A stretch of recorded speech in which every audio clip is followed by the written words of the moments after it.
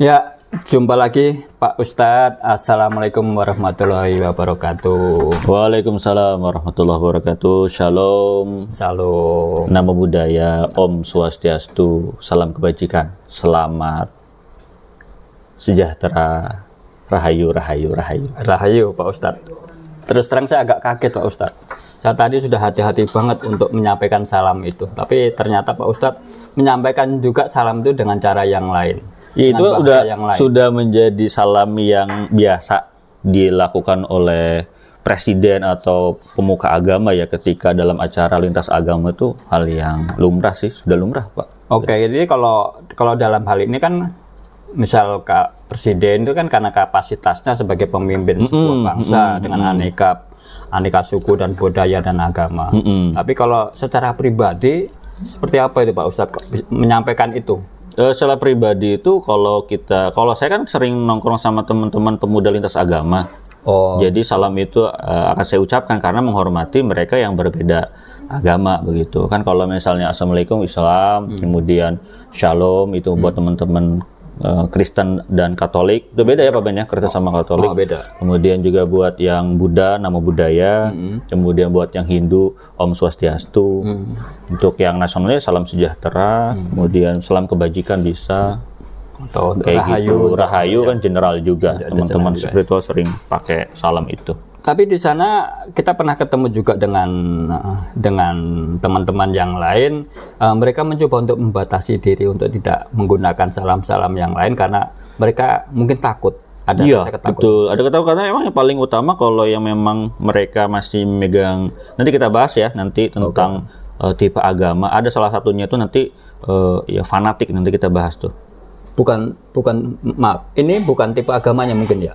Tipe penganutnya. Tipe agama yang kita jalani. Jadi tipenya. Jadi tipe penganutnya. Tipe penganutnya, bukan agamanya. Tipe penganutnya. Oke, karena menurut aku kalau agama itu sendiri udah bagus seperti itu. Udah bagus. Tapi kalau penganutnya barangkali mensikapi dengan tipe cara berarti tipe penganut agama. Oke, ini agama secara umum ya? Secara umum. Artinya bukan hanya dari golongan agama tertentu. Enggak, semuanya karena namanya agama akan membawa kepada tipe-tipe ini sih Pak. Mau dia apapun itu, termasuk yang nggak punya agama juga sebenarnya. Sebetulnya ada ya? Yang tidak beragama pun punya tipe seperti itu? Sama. Contoh, misalnya dia ateis ataupun agnostik sekalipun, dia akan menjadi fanatik. Jadi ateis yang fanatik. Walaupun dia bilang non-believer ya, tidak pernah percaya, tapi dia ngotot gitu bahwa ateis atau agnostik yang paling benar. Itu aja udah bagian dari fanatisme itu sendiri. Ada ya, ateis tapi meyakini dengan keyakinan fanatik itu. Iya, karena nanti jatuhnya dia menyalahkan. Kenapa sih kamu masih punya Tuhan? Ya, gitu ya, bagian ateis, yang agnostik. Kenapa sih kamu punya ngapain sih beragama? Gitu. Kalau kita desak gitu, saya membayangkannya begini.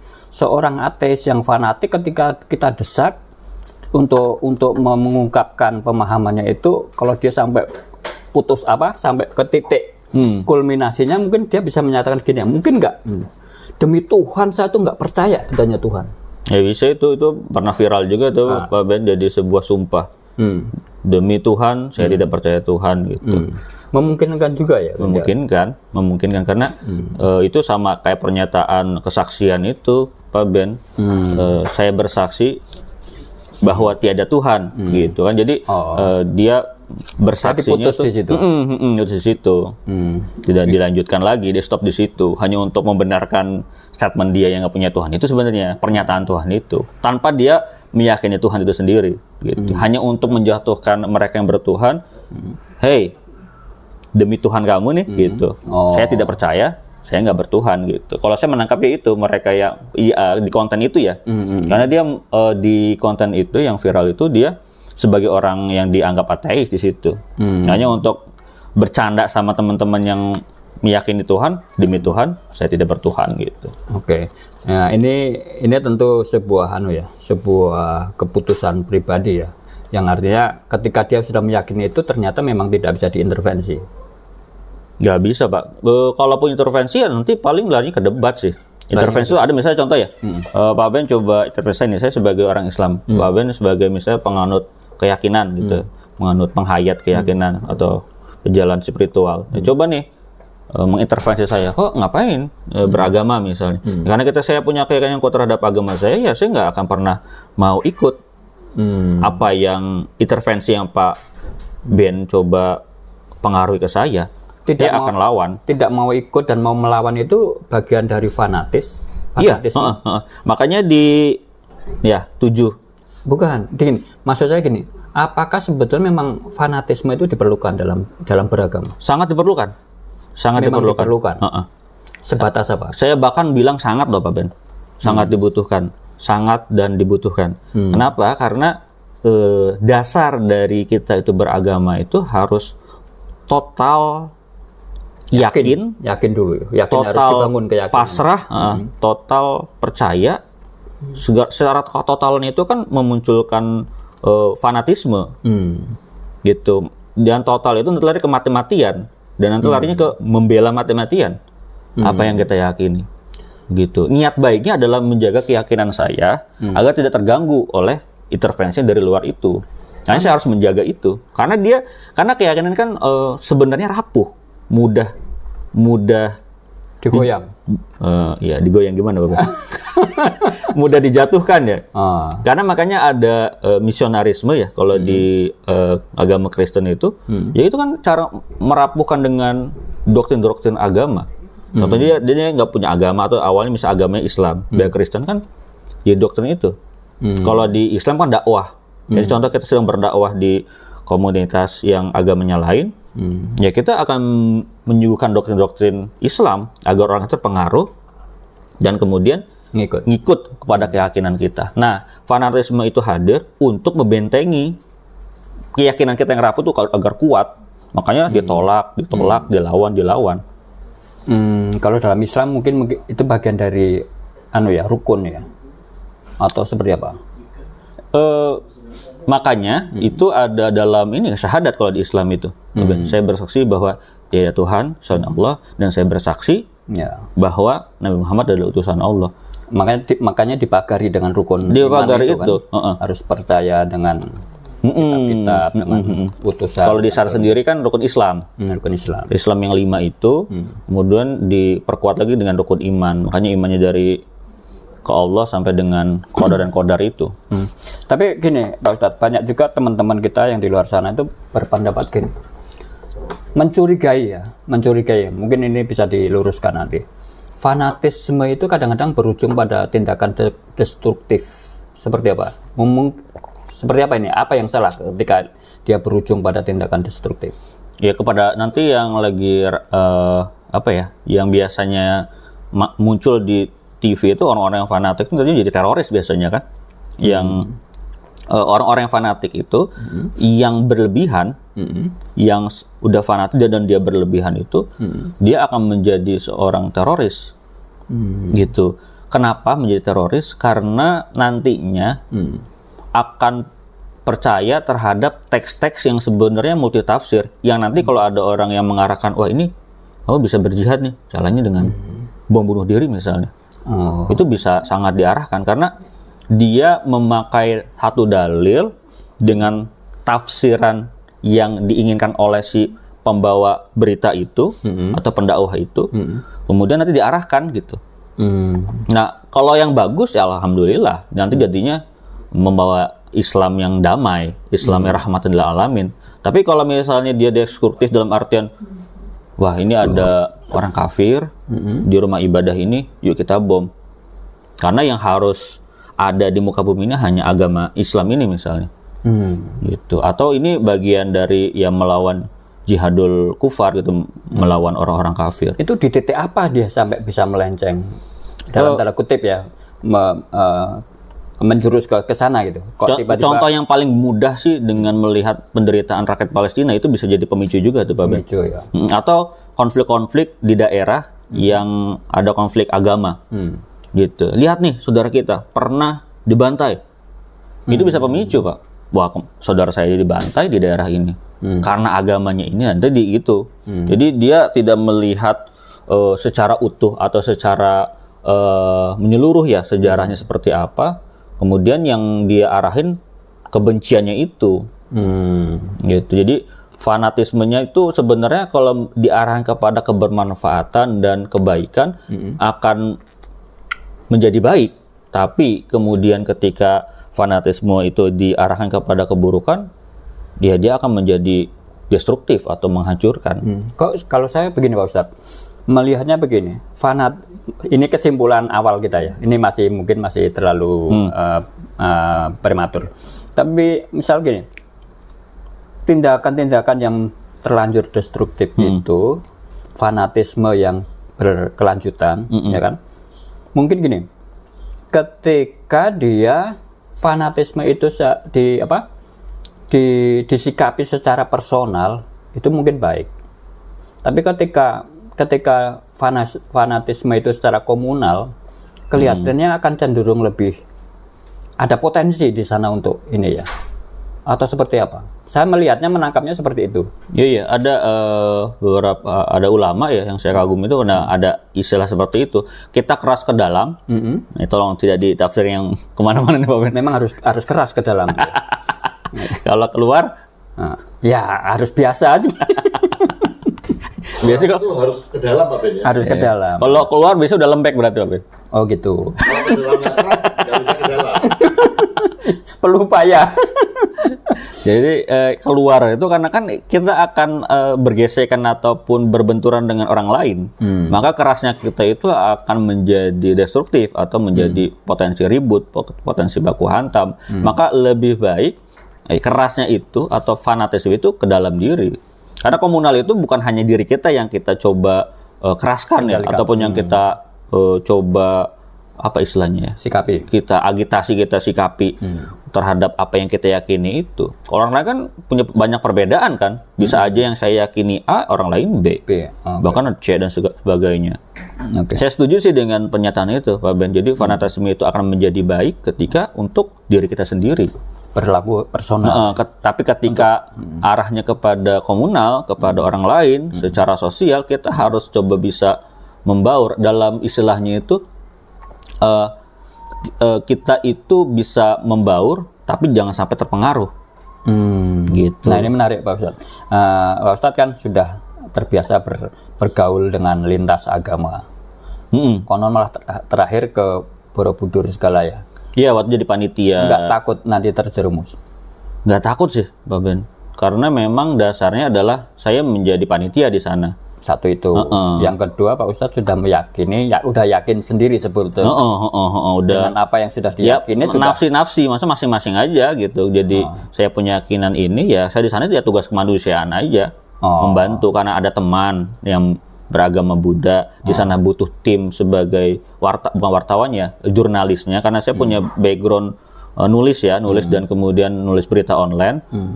Diajak di situ backgroundnya itu, jadi sana sebagai yang ngeliput, yang foto, kemudian menulis kayak gitu. Jadi saya tugas di sana ya ibaratnya kerja lah, ngebantu sebagai panitia gitu. Tapi gini, ketika Pak Ustadz taruhlah ada misi edukasi kan, untuk misal memberikan pemahaman yang tepat untuk ketika diskusi dengan teman-teman lintas agama itu, tetap terbersit nggak niatan-niatan? Ayo kamu.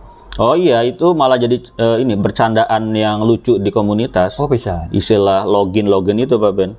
Ya, ibarat kita syahadat ya. Ya kan kita gampang loh kalau di Islam. Kalau di Kristen itu harus dibaptis dan dicemplungin, gitu bilang. Kalau di Hindu itu kayak gimana, di agama kayak gimana. Kalau kita cuma mengucap saja gitu. Biasa yuk aja. asyhadu gitu. Jadi pas salaman asyhadu gitu. Jadi bercanda kita kayak gitu, dan mereka ya saya juga hafal, saya bilang gitu. Kalau kamu ngomong ya saya juga ikutin dan. Nah, tapi itu gimana? Padahal itu kan syarat utama. Iya. Ketika kita sudah membaca itu, berarti dia sudah.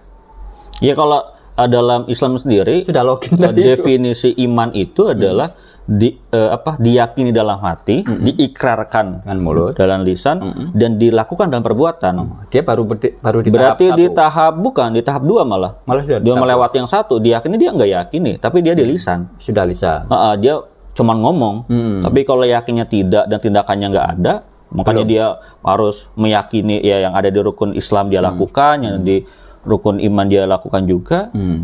Itu harus dulu tuh, setelah itu nanti mengamalkan mulai dari sholatnya gitu kan, zakatnya dan sebagainya. Iya. Itu cuman kayak semacam hanya dalam mulut saja. Kalau mulut gampang, Pak. Yang ngomong doang kan. Gitu. Jadi memang unik ya dalam beragama ini. Ini kita bukan fokus di agamanya, tapi di penganutnya. Jadi, penganutnya ya. Karena biasa gini, selalu dalam bahasa yang Pak Ben bilang itu selalu ada bahasa gini. Jangan lihat agamanya, tapi lihat orangnya. Ini bukan salah agamanya, tapi salah orangnya. Dalam memaknai setiap tuntunan yang ini, dia kurang komplit atau kurang tepat gitu maksudnya. Iya, karena itu sama juga konteks itu kayak terjadi juga di dalam sebuah, misalnya ada yang kita anggap ya suku tertentu itu dibilangnya suka ini gitu, punya keburukan ini. Kita harus bisa pisahin kan antara orangnya, antara sukunya sama tindakannya. Jangan sampai ya suku ini ya akan selalu ini gitu. Generalisir gitu. Jangan dulu, karena ada aja kan yang sukunya sama tapi tindakannya nggak seperti itu gitu. Kan ada semacam itu. Jangan nikah sama suku ini, nanti bisa ini gitu. Ya itu kan generalisir aja. Yang belum tentu. Iya. Gitu. Itu masalah didikan orang tua dan sebagainya mempengaruhi kan. Juga ya. Memang agama dekat sih, artinya bersentuhan langsung dengan budaya. Bersentuhan. Karena itu tergantung asal dari agama itu sendiri. Islam dari Arab. Pasti yang bau-bau Arab itu akan kental di dalamnya. Karena itu akan terjadi sebuah akulturasi antara budaya dan agama gitu ya. Jadi yang dulu apa? Yang lebih dahulu menurut Pak Ben, budaya atau agama dulu? Budaya. Ya, budaya. Setelah budaya. Karena kita lahir langsung berbudaya. Langsung berbudaya kan? Iya. Agama itu lahir setelah dia membutuhkan tuntunan. Nah, ya kan? Ketika dia berbudaya, dia berkembang. Loh, budaya kamu itu begini-begini, batasan budaya kamu mempraktikkan budaya ini, kamu punya tindakan gini, konsekuensinya terhadap lingkungan ini. Dan agama berperan di situ kan? Iya, menjadi benteng ataupun batas ya untuk bahwa agama ini ya untuk berbudaya ini ya, makanya ada benturan-benturan dalam perbedaan dalam agama itu masalah budaya itu kan. Di Islam itu nggak biasa tuh kayak menyembah patung. Ya kita biasanya seperti ini gitu. Ada perbedaan itu kan dari pengaruh dari budaya yang dibawa juga dalam agama itu. Tapi ada juga orang-orang di luar sana, yang beberapa orang yang berpendapat, Bang, jangan mencampur adukan antara agama, tuntunan dan budaya. Itu seperti gimana dong kita mencikapi itu? Ya itu kan ada dalilnya, Pak. Dulu pas saya masih aktif ya, maksudnya aktif ngisi di teman-teman SMA itu ada dalilnya yang bunyi itu yaitu mantasabaha biqaumin fahuwa minhum gitu. Barang siapa yang mengikuti atau mencampur adukan agama, dia adalah bagian dari orang tersebut, dari orang yang mencampur adukan itu. Misalnya itu contoh ya yang nanti dekat ini Valentine Days itu, hari kasih sayang itu. Itu kan budaya barat atau budaya non-muslim. Nah ketika kita melakukan hal yang sama, kita bagian dari agama itu. Makanya ada istilah jangan campur adukan gitu. Jadi agama itu memang menjaga dan membatasi kita untuk hal-hal yang tidak ada dalam tradisi agama itu. Kalau menurut Pak Ustadz itu sebaiknya memang agama harus dijaga kemurniannya atau mengikuti dalam konteks tauhidan iya, tapi dalam konteks muamalah, hubungan sosial itu kita bisa fleksibel karena manusia selalu berubah. Di zamannya Pak Ben misalnya punya ya zaman dulu seperti apa, di masa saya kayak gimana. Jangan dibilang jangan dulu kan. Kesannya saya tua banget. Zamannya Pak Ben kesannya tua banget saya tuh. Kita tuh masih seumuran Pak Ustadz, tidak ya? Masih generasi Z ya Pak ya? Kalau Gen Z, ini masih generasi Gen Z. Kalau generasi Gen Z, Pak Ben punya mental health apa? Biasanya gitu. Saya tuh fleksibel kok. Overthinking, Pak Ben apa gitu. Biasanya gitu. Ciri khasnya Gen Z itu gitu. Ditandai dengan kelemahan mental biasanya. Gitu. Gampang overthinking, butuh work balance. Beda lagi Gen Z. Sudah tua.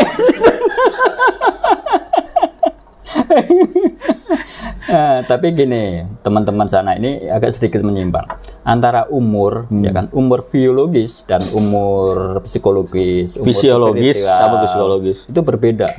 Kadang-kadang orang hanya terjebak hanya di umur biologis. Tapi gini Pak Ustadz, kita menarik tentang sikap-sikap yang tadi fanatis. Sebelum itu, tapi ada yang lain yang perlu kita kupas lebih dalam Pak Ustadz. Seperti apa? Yuk kita ngopi dulu. Udah waktunya kita langsung ke masjid. Ya masjid, ya masjid. Oke. Bisa ada